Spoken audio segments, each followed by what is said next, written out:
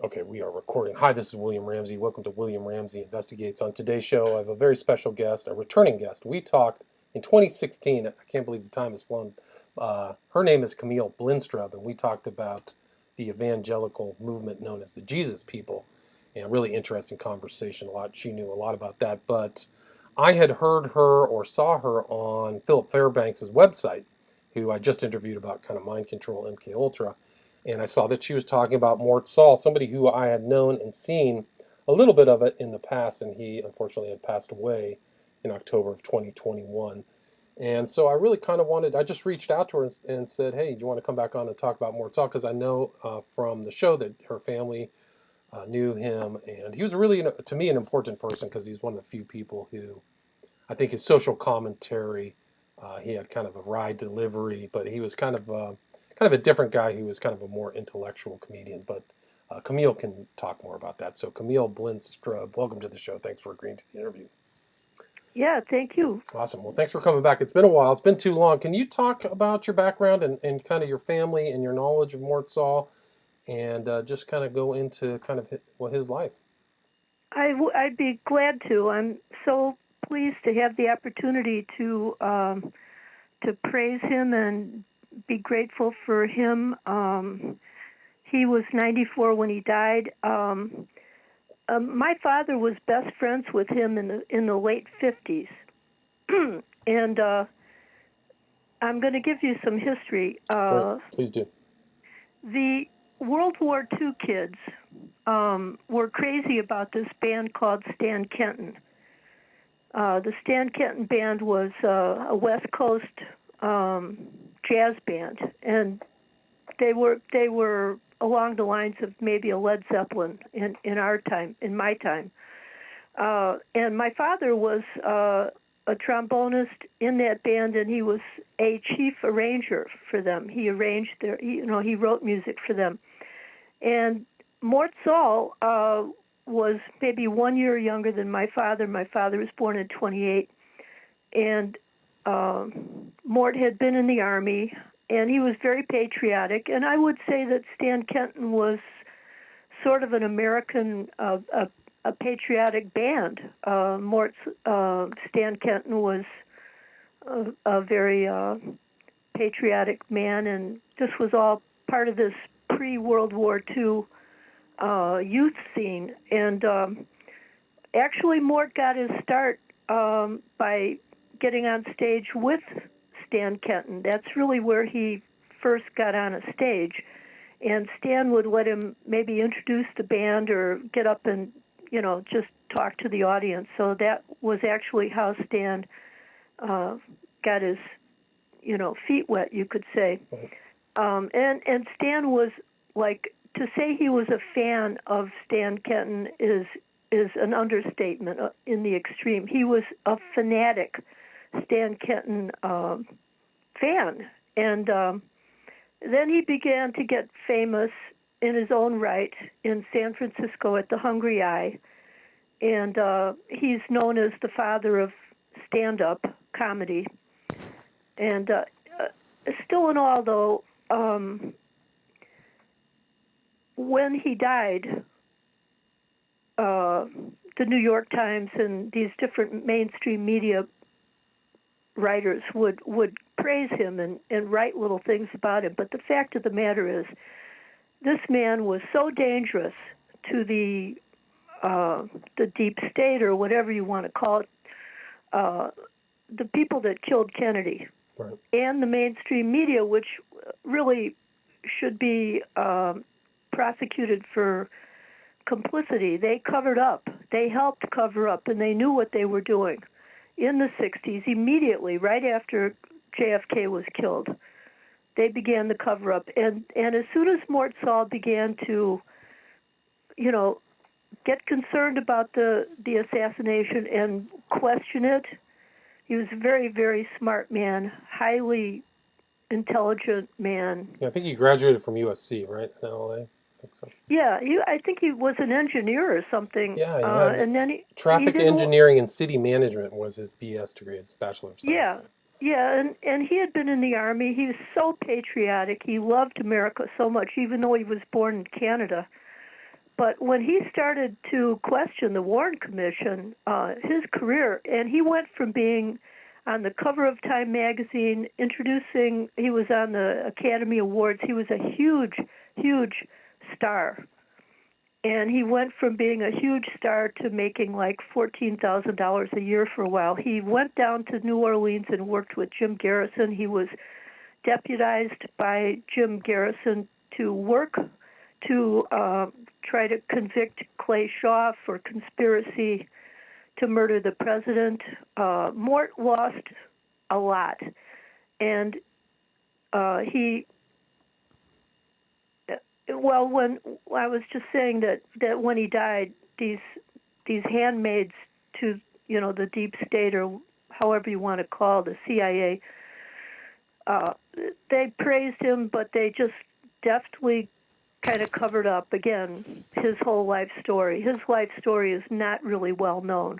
Right. I mean, and he was known for his kind of monologues where he would hold a newspaper. That's what I remember him. Mm-hmm. Was a very kind of calm monologue talking, and he would always try to get something in about the Kennedy assassination. He was not, he didn't let that go ever, to my knowledge, right? Sorry? He never kind of let the Kennedy assassination get out of his monologues. No, and this guy was friends with everyone. He was friends with Paul Newman and Marlon. I mean, he hung out with the Rat Pack, and all these people completely shunned him. Once the word went out that you were not supposed to question the Warren Commission, his career was killed. If he walked into a restaurant, they would just turn their heads, and he withstood all this for years and years, and he did not give up. And I've been listening to all his videos for the last month. Even before he died, I was listening to a YouTube channel called The Loyal Opposition, which I really recommend. Unfortunately, the guy who runs that YouTube channel had to remove a number of really excellent videos for some technical reason, but I was just listening to this over and over and over, before he died and after he died, and it's just incredible the price that he paid. His own, he claims that his car brakes were cut a couple of times. Right. He did get in an accident. He was in a back brace. He broke his back because of a questionable car accident. His son died under questionable conditions. He had a 19-year-old son who died in, I believe, 1996. So Mort Sahl suffered incredible persecution for what he did. Right, and so he was associated with Garrison, but he kind of he was making. I mean, he was a legit kind of on the comedy circuit before he got blackballed, right? So he was making money traveling around, and right before '63, he was very well known, right? Yeah, extremely. He dated all sorts of movie stars, and the interesting thing about him is he did not swear, and he did not drink, and he did not do drugs. Interesting. But he was really he started that whole genre. He influenced Lenny Bruce. Right. And of course Lenny swore a lot, but he was the progenitor of all of that. Right. So he was really very important in the 50s. He was friends with Reagan, friends with John F. Kennedy too, right? So he was writing jokes for Kennedy. He worked for Kennedy. Gotcha. And can you talk about what your dad's relationship was like with him at that time? Well, my father was with Stan Kenton, and then actually Stan at one point paid my father to start a band in California. They were very, very close, and I think I'm not really sure that they broke up. They must have broken up as friends, and I believe it was over Phyllis Kirk, who was an actress. They both dated her, and they both wanted to marry her.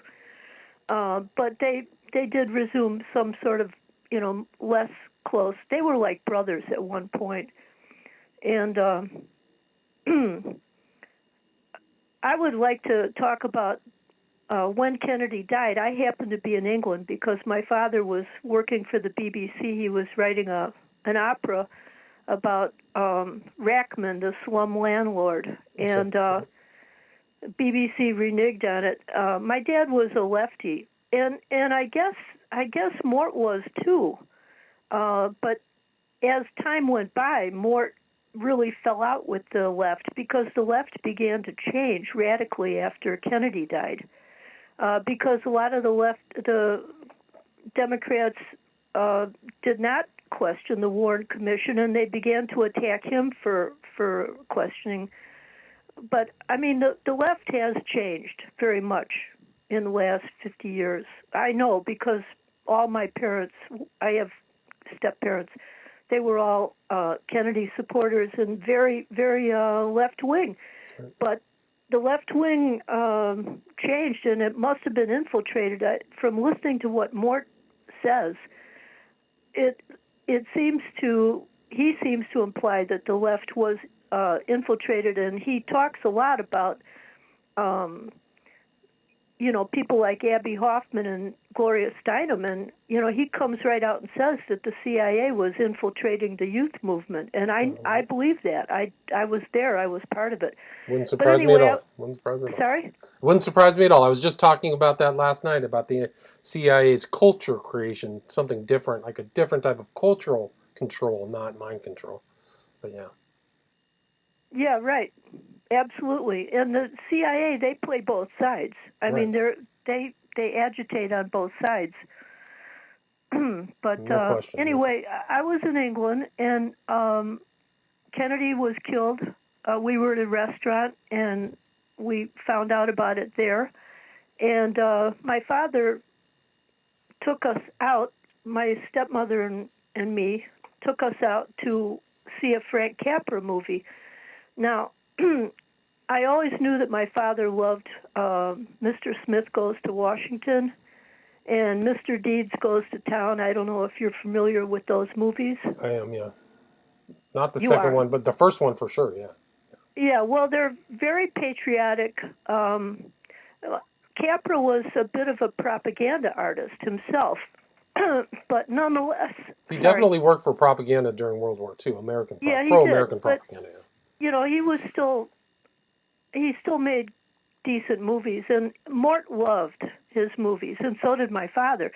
So right after Kennedy died, my father took us to see a Frank Capra movie, and I believe now, all my life I thought that the British invasion was such a big deal because I was actually part of it. I actually was in England before the Beatles became famous in England. Right.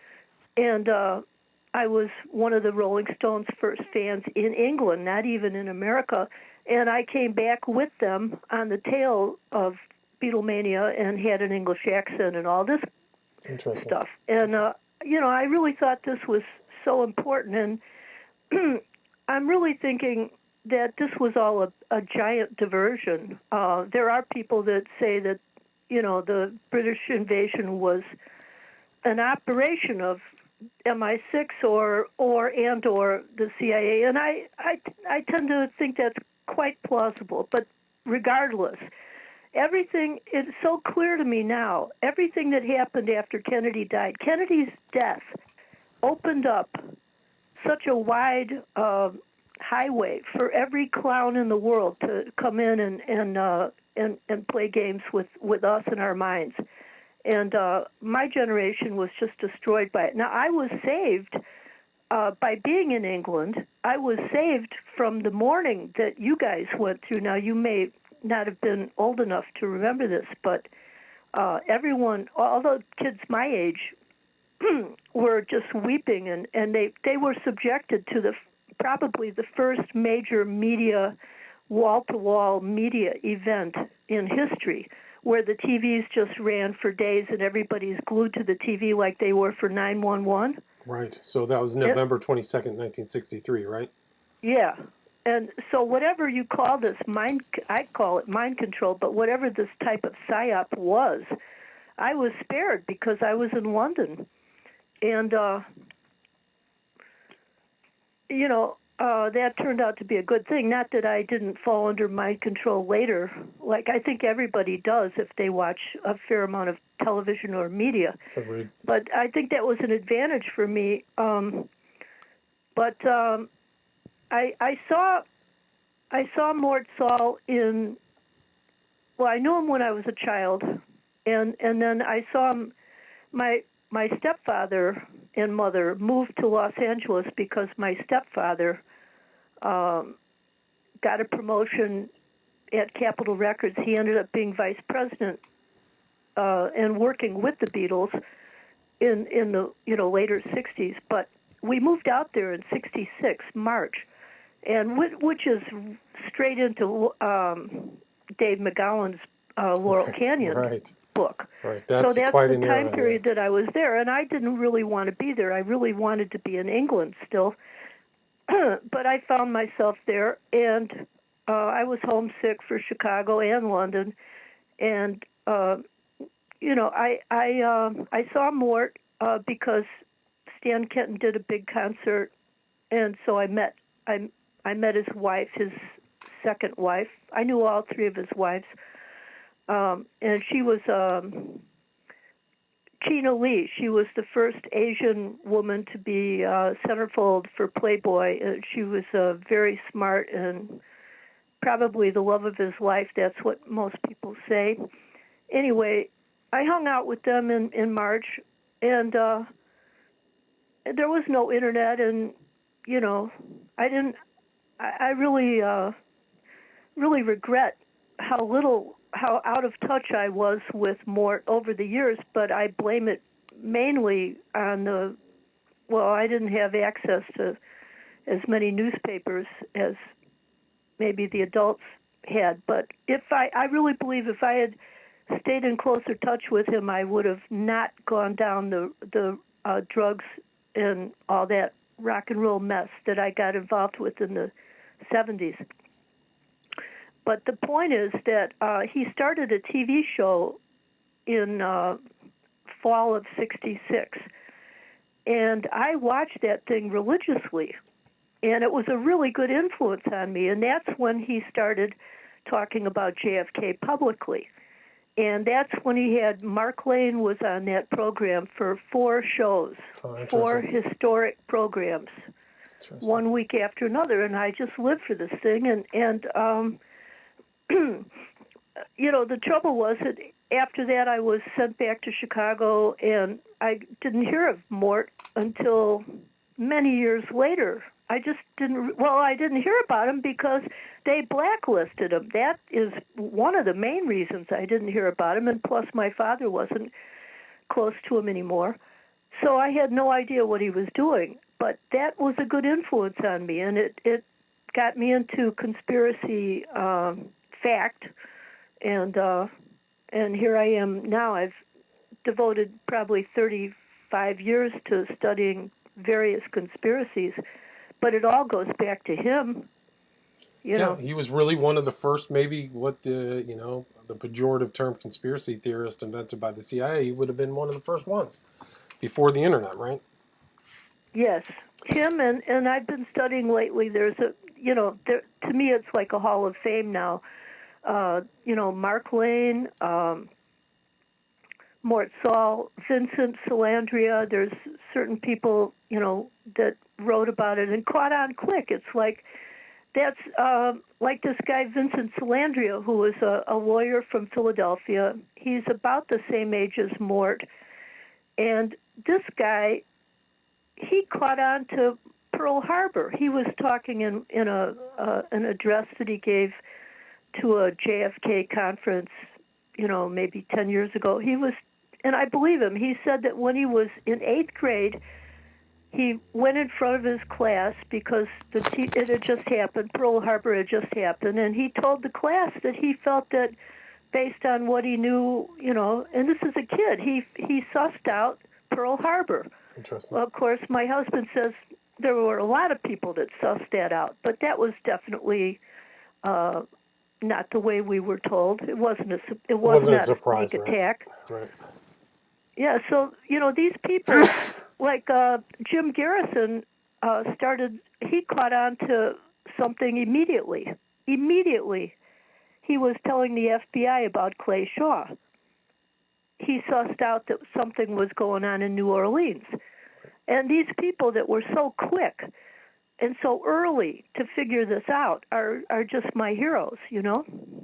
Right. Yeah, it's pretty amazing. I mean, I think that he. Do you remember what time he got involved with Jim Garrison? Was he right after the assassination, or do you know a date or time? I don't know if I don't know that. I think it must have been after '66. Mark Lane was in touch with Garrison, and probably Mark Lane was one of the early heroes, I call him. But I think Mort was in touch with him by late '66.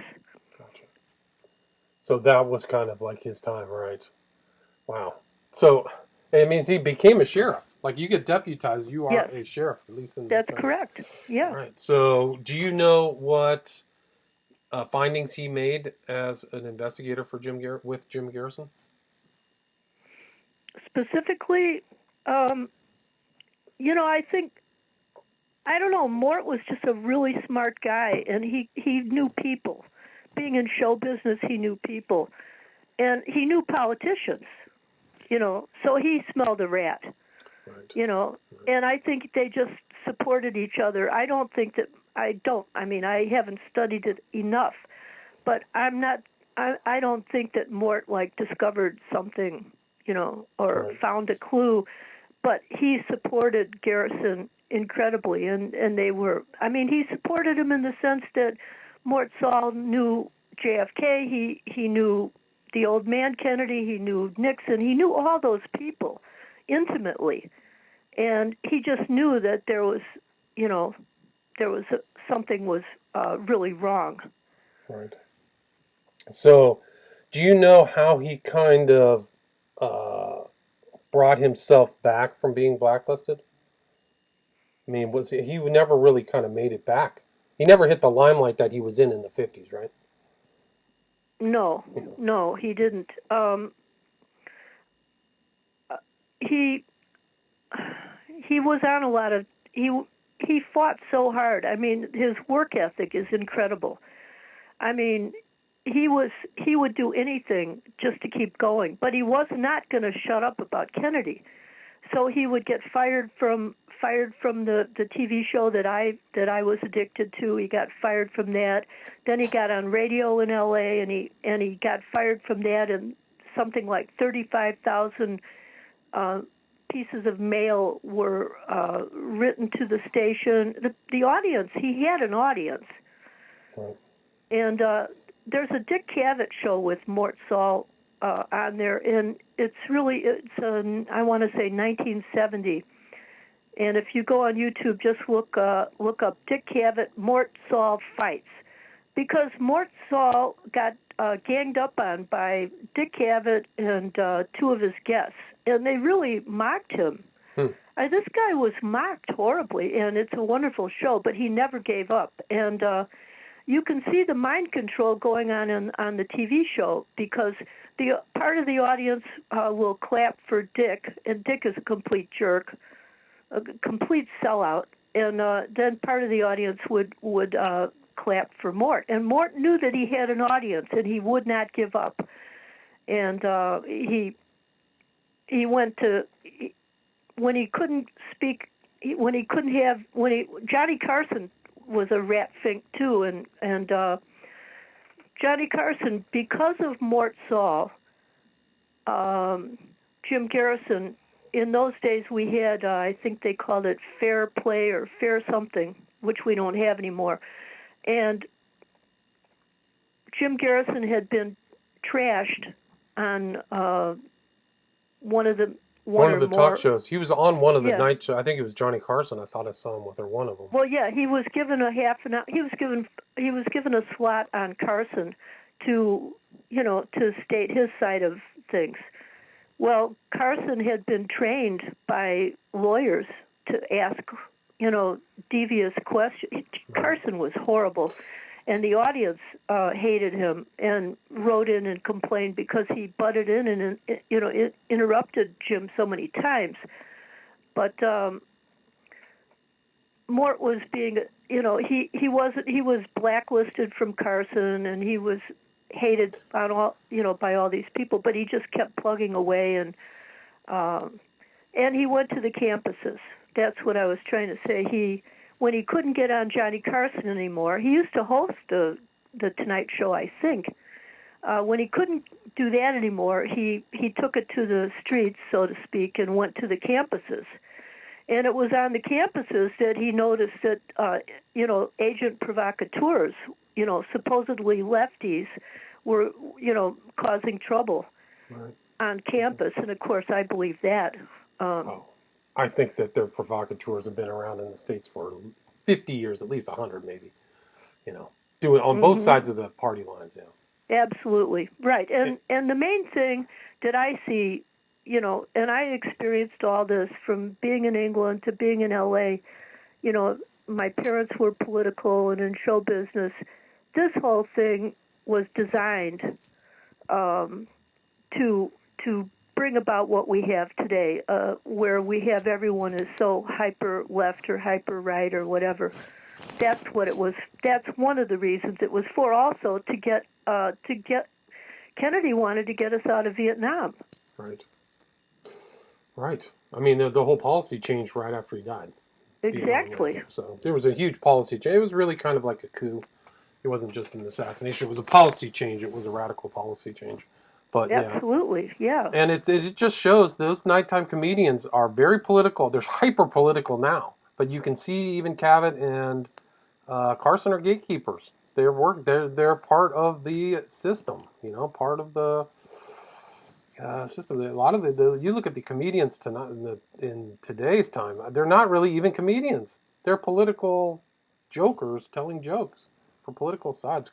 Absolutely. And I don't even know who watches them. Actually, who's intelligent who watches those shows. But Mort Sahl said that he said, if I'm the father of comedy, I disown my children. He criticized. He thought they weren't funny. He didn't like any of them.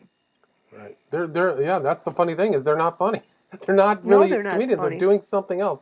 I mean, they are kind of funny, but they're political placed. A lot of those people are placed, I think. Even that guy for the Today Show is not even American. I forgot his name. Trevor Noah. Like, he's put in there for political reasons, no doubt in my mind. He's not even American? Yeah, Trevor Noah's from South America. He's from South Africa. Oh, no. Yeah, he's from South. There's a guy there from South Africa. To me, installed. But yeah, so Mort Sahl, it's too bad because he had a lot of life left. He gave up a lot of years of possibly making money. I think he was making $1 million a year before 1966, and then blackballed. I mean, that's the whole thing is you get blacklisted for trying to tell the truth. Well, he really believed that Frank Capra thing. I mean, you probably remember It's a Wonderful Life. Right. And, even though Frank Capra wrote propaganda, Mort was, he believed that. He died. He laid down his life fighting for America. Right. I think he lied and tried to join the army, and then he didn't get in, and then he got stationed in Alaska, whatever. He was a very early joiner of the American military, which is interesting. Yeah, but he had problems with them. Everywhere he didn't agree with Kennedy. Old man Kennedy was angry at Mort and was threatening him and threatening his career even before the assassination, because Mort would not toe the line. He wanted to be free and speak. He made jokes about Kennedy, and he made jokes about everybody. Right. And I think he was the first comedian to have a record, right? Wasn't that one of his achievements? Yes, I think it was right. Something like that. Mm-hmm. Yeah. So he was called, in those days, he was called a sick comedian, which there's nothing sick about Mort. I mean, Lenny Bruce, yes. But he was, again, that was, once a guy like Mort shows up on the scene, you know, they he's so original and so uncontrollable that the media was operating back then, and so they slapped a title on him which he didn't have deserve, or it didn't describe him whatsoever. But he was known as a sick comedian. I don't know how that, because they broke the mold and they joked about things that the old time comedians didn't joke about or whatever. Right. I mean, I think he was really kind of like a political kind of news commentator. He always had the newspaper, so I don't know. Mm-hmm. Like he would never had any stuff. And you can see all his stuff is all over YouTube, right? Yeah, except the channel I described, they just unfortunately took down most of the best Mort Sahl stuff for some technicality. But is there anything else before we wrap this up, Camille, that you'd like to add, or anything I missed? well, yeah, because what I like about these guys, Mort Sahl and Vincent Salandria, they really did their homework. There are a lot of conspiracy teachers and purveyors that are really give the whole thing a bad name, but these kind of guys, Garrison, these guys were lawyers. They were highly intelligent. They were the best. But I like a quote from Mort about Laurel Canyon. Oddly enough, I really think that what Mort says backs up the idea that the 60s were infiltrated and co-opted. Right. But he said, so somebody asked him on KOST in 1970, it's a radio station in L.A., they asked him, so what does Joe Citizen do? And Mort Sahl said, well, he doesn't sit up there in Laurel Canyon with a shirt made out of the American flag and smoke pot. That's one thing he doesn't do. That's all out. So he was he criticized the left more than anybody. I mean, he criticized it. He was a lefty, sort of, and he criticized them, more than the right wing, I guess. But he criticized everybody. But I thought that was good. And then he talked about he refused to accommodate murder, and he said that saving America, this is all that's left. He says, I've been around the world, and I can tell you that this is all that's left. And this is in 1970. So he's saying was that warning, the U.S. is all that's left? Yeah. He was warning us, and we treated him shabbily. And I just think it's, my dad was friends with John Chancellor and, Studs Terkel, all the, business, social commentators, social commentators. Yeah, and they all ratted. They were all rats. They all finked out. They did. I mean, everybody abandoned Mort Sahl. When his son died, Clint Eastwood, who was a friend, and Paul Newman didn't even go to the funeral. Wow. This guy really got hurt bad. I'm surprised he made it to 94. Yeah, that he has to be tough to make it that far. I mean, he kind of went it alone. That's really it. I mean, a lot of those people wouldn't make the decisions that he made. A lot of those entertainers and comedians wouldn't do what he did. And you asked about his comeback. He was such a great light that at some point, after long enough, they kind of let him do things here and there. But like I said, he was working like a madman. He just wouldn't give up. He would be on any. He would have. I'm surprised he didn't go to like I don't know, those cowboy shows or whatever, state fairs or something. He would have performed anywhere. Right. But yeah, he finally did get a little recognition. But it's just a joke the way everyone treated him, and all the articles about him were just such rubbish. I mean, and I'm it's so obviously, sad. yeah, I'm obviously in a different kind of news circle because I didn't even know he passed away, and I don't read any corporate media or anything like that. So Mhm. it's really a shame that he I didn't see a lot of in memoriams or kind of retrospectives of his life. So I think that's a shame. So hopefully, keep his ideas alive, keep his name around, and people should go check out his monologues, check out his stuff. He's a social commentator, and I think he skewered a lot of people who deserved it. So, Yeah. Well, um, I'm thrilled that you're giving him the praise tonight. So great. Well, Camille, it's great to talk with you again. Let's do it again sooner, as far as 5 years in duration. But thanks a lot for coming on and talking about Mort Sahl. yes, sir. All right, Thank you. all right, take care. All right, stay there.